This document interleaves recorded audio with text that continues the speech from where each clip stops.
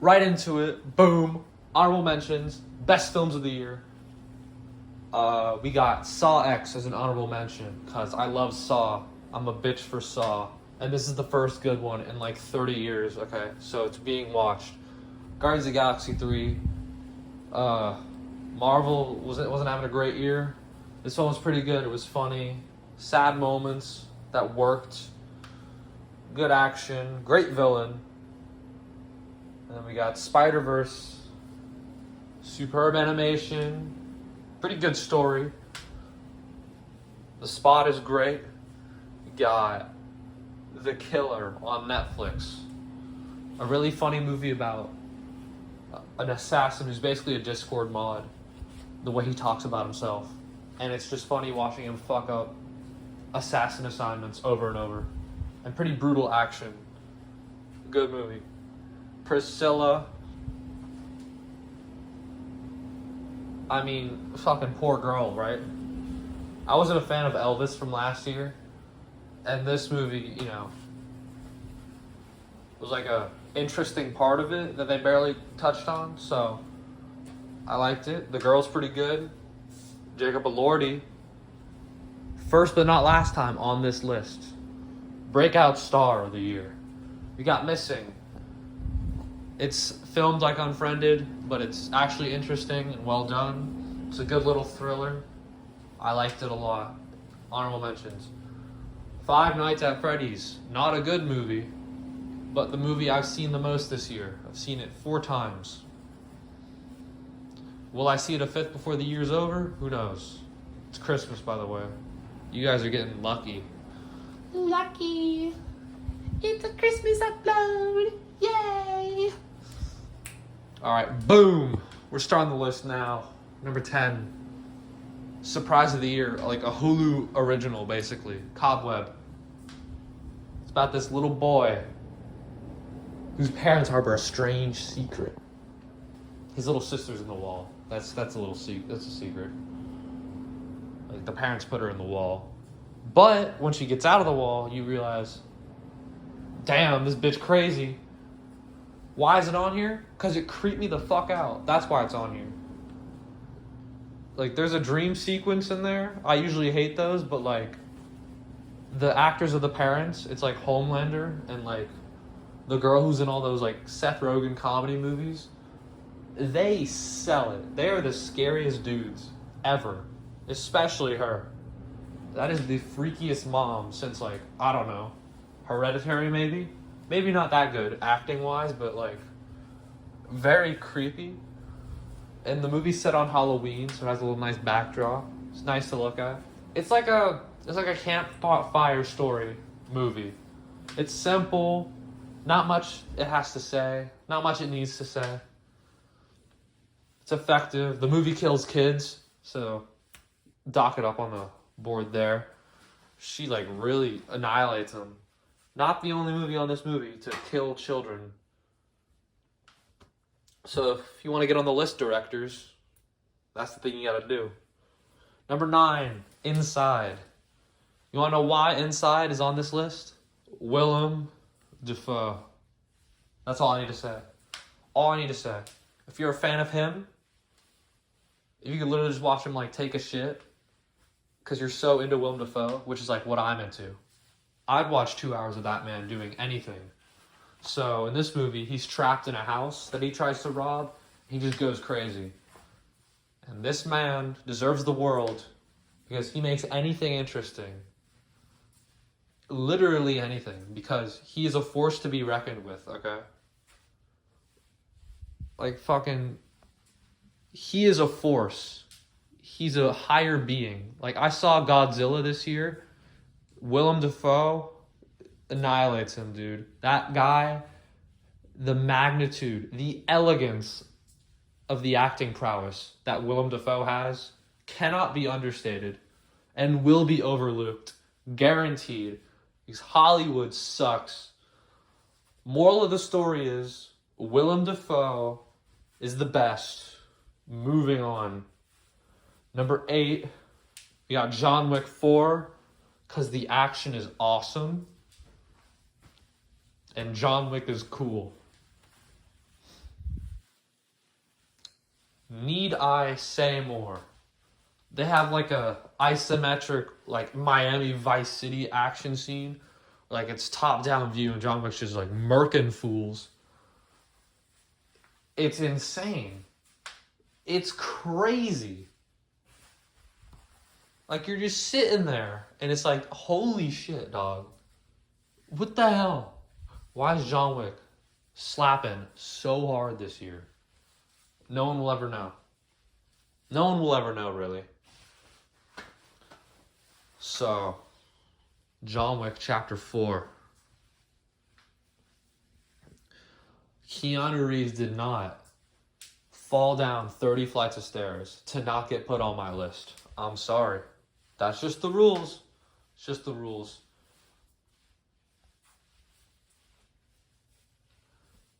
It impressed me.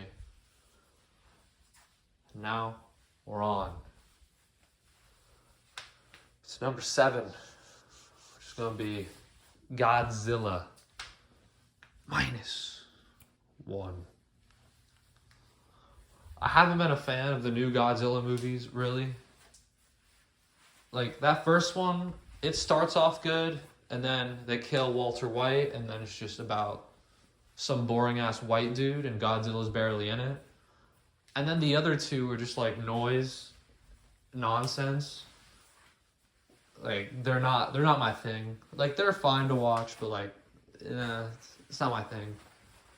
And, like, I'm not gonna watch those 1940 ones where it's, like, the dude in the rubber suit. I mean, like, dog, I'm not doing that. I'm not doing all that, okay? How am I supposed to be scared of that?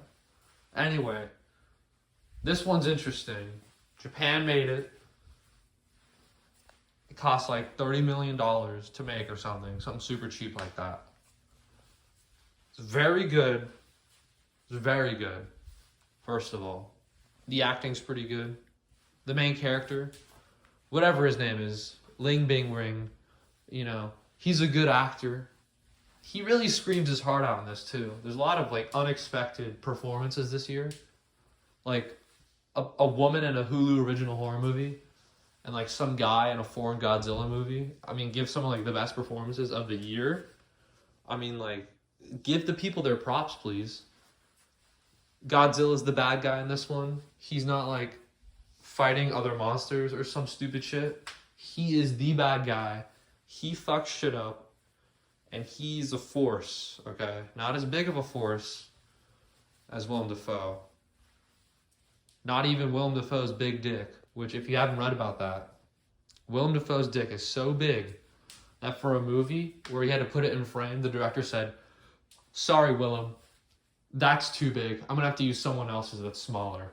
Sorry. Another reason to love the guy. Anyway. So you have this guy,